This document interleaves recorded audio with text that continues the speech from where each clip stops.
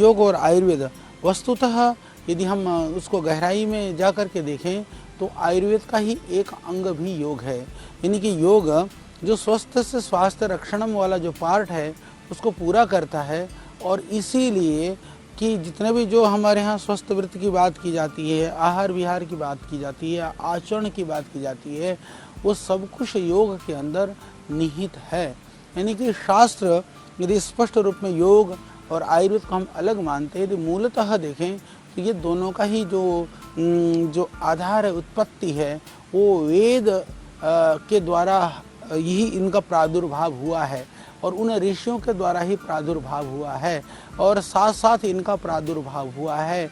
ऐसा नहीं कि पहले योग प्रादुर्भाव हुआ और बाद में आयुर्वेद हुआ या आयुर्वेद के बाद वेद हुआ, ये योग हुआ। यानी कि योग और आयुर्वेद का प्रादुर्भाव साथ साथ ही हुआ। इसीलिए हम उसका जो मूल है उसको वेदों को माना गया है। वेदों को हम अपौरुषीय मानते हैं। अपौरुषीय का अर्थ होता है वह किसी मनुष्य के द्वारा नहीं अपितु परमात्मा के द्वारा मनुष्य के कल्याण के लिए दिया गया है। यानी जैसे मैंने कहा कि यह मनुष्य के कल्याण के लिए जब भगवान ने वेद दिया, वेद के अंदर योग की बात है, वेद के अंदर आयुर्वेद की बात है, इसलिए दोनों ही उतने ही पुराने हैं।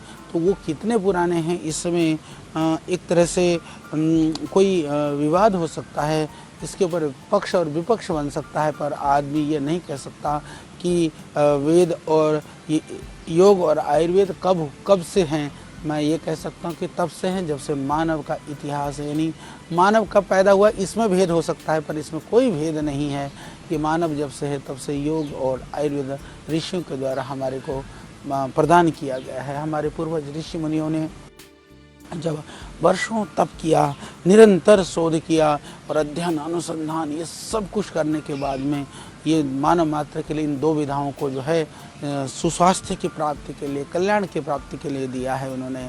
और यदि ऋषियों ने योग और आयुर्वेद का उपदेश न दिया होता, संभवतः ये एलोपैथिक आदि विधाएं तो कुछ 100 साल पहले, 200-300 साल पहले की बात हैं।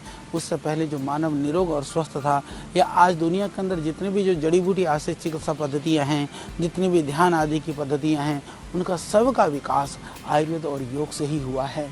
तो इसलिए वो विविध रूपों में, विविध स्थानों में, विविध दुनिया के क्षेत्रों में जा कर के वो आश्रित हुई हैं। पर इसमें कोई भी शंका नहीं है कि सबसे प्राचीन यदि ध्यान आदि की विधियों की बात करते हैं, एक्सरसाइज आदि की जो विविध कलाओं की क्रियाओं की बात करते हैं, तो योग के द्वारा प्रचारित हुआ। यदि औषधि की बात करते हैं तो वह जो है वह आयुर्वेद के द्वारा ही हुआ है।